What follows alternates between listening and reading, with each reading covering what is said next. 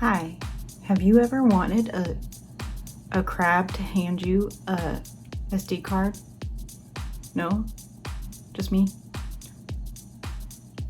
Anyways, this is my first real experimentation with using ombre effects or gradients. Why am I so bad at holding things in my resin 3D prints? And I've had fairly good success with it, and I wanted to show you how I do it and some techniques to make it a little bit more automated. This is like the best thing I've ever printed. So here, take this. He wants you to have it. Yes, it's a free download, and I just adore him. Anyways, I hope you enjoy the video. I hope you learned something, and enjoy. So the first step is to use a slicing program to get your 3D file ready. I'm using a lychee slicer, and what we gotta do is we gotta add supports, we gotta hollow out our model, and we have to add holes. Once you hollow out your model, you don't want to have a solid 3D print because that's just a waste of resin. So what you do is you hollow out your model, and then you gotta add holes for the resin to escape. Now the crab itself had to stay the same size because we are adding, of course we're sticking SD cards into him, and he holds one in his little claws, so we can't really change the size, but we can position him in a way that he will fit the print area. And this is the first time I'm really using this slicer, so I'm getting used to how to use the functions and controls and stuff, and exporting my first try.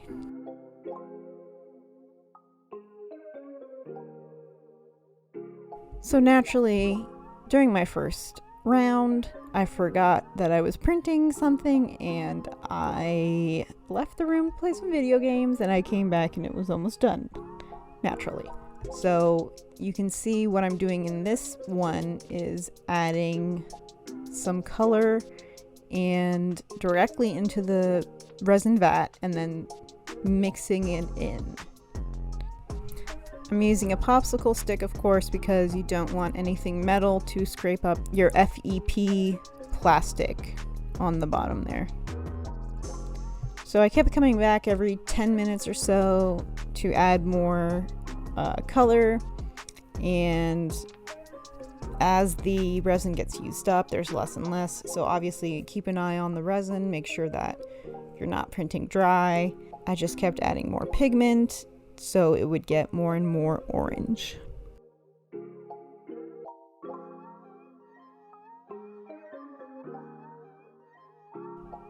As you can see, this crab kind of turned out very clear, but here I have realized that using a dropper to evenly distribute the pigment is the most effective way of distributing it and making sure it's all mixed in.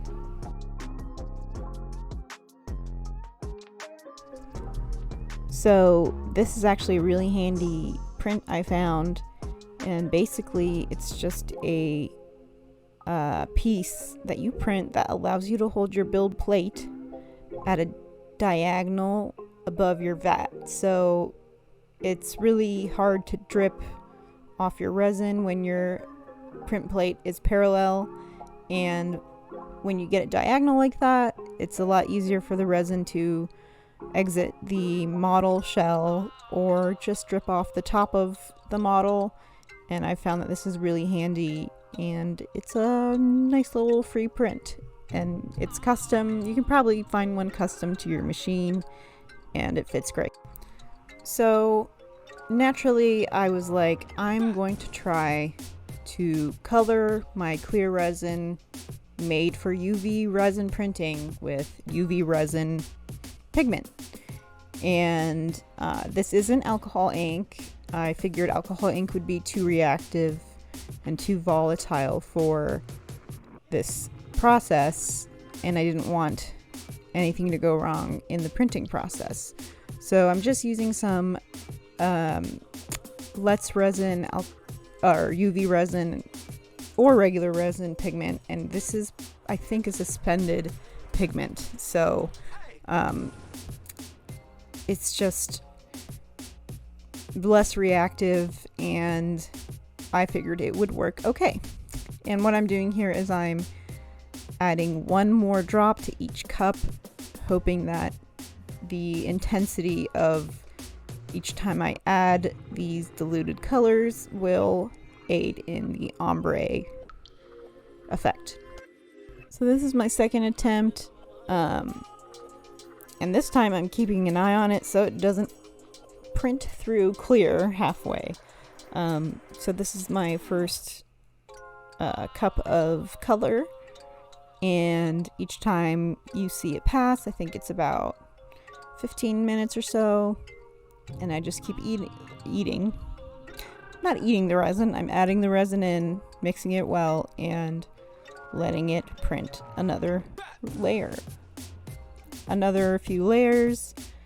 And this was pretty time intensive, and you have to kind of babysit it to make sure that you're not missing a huge chunk of the print. So this was kind of annoying. This one was out of focus, but you get the idea. You want to say something? Oh, okay. Gray Kitty would like to say hello. Yes, yes. I know. The crab is being printed.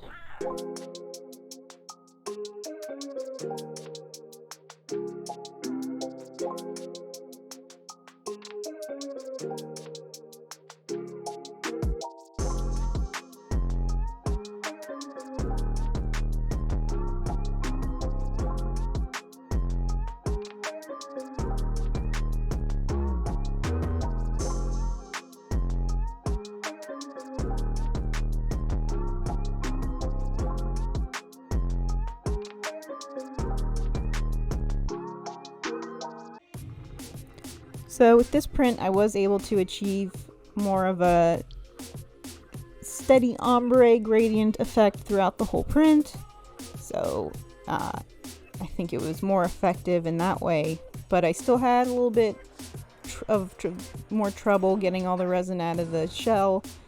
And this is attributed to not having big enough holes in the little bottom of the feet there. And also the supports were really annoying. I think they were just overkill for this print. So in our next iteration, I dialed back the supports and I made the holes a little bit bigger.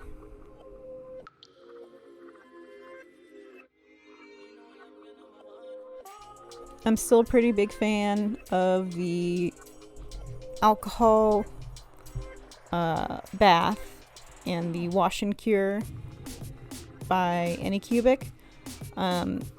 The alcohol is very potent when I'm in my hazmat greenhouse, so I do have 2 filters running, and I use a gas mask, a respirator, but it's really effective at removing all the excess resin and even some of the resin on the inside of the model.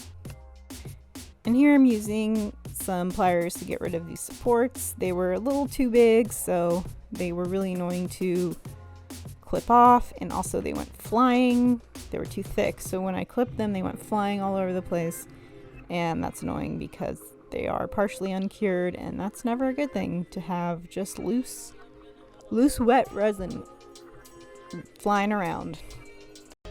Please enjoy this crab disco, which was accidentally made by using these mirrors during the curing process, which will reflect the UV light around, and in theory, hopefully making the curing process faster and more effective. But it just looks really cool and futuristic and kind of makes a infinity mirror effect.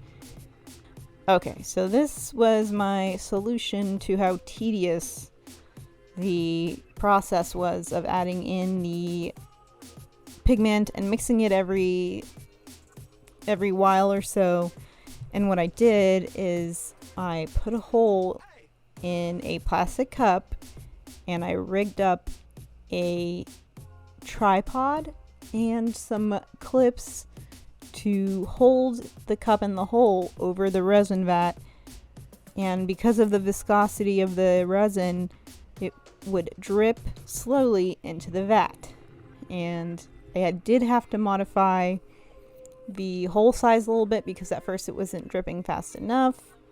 But eventually I did get a drip that I was happy with, and I kept adding different colors, and I was actually pretty pleased with the effect of the ombre, which kind of took over the print on the, I guess it was the X axis, and it would spread out that way as well. So that was interesting to see. And I did actually I started running out of time for the print, so I started kind of rushing the color change, and you can see how that affected the legs of the last print. And it's kind of cool in its own way because it looks tie-dye.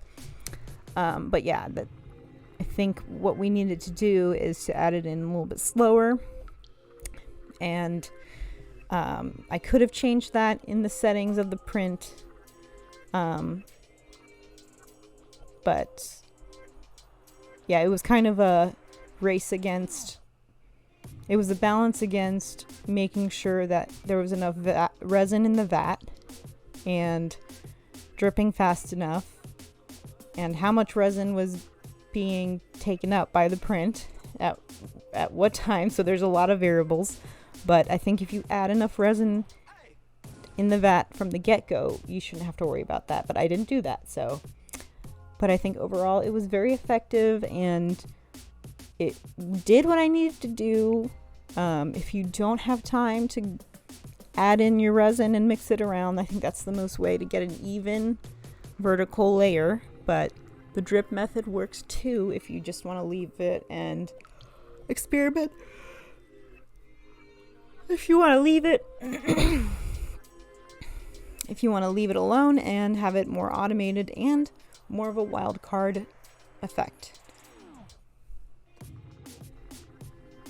I did make the supports a little bit less thick and the foot of the support a little thinner and smaller, so it wasn't as hard to get off of the build plate and to snap off of the guy himself.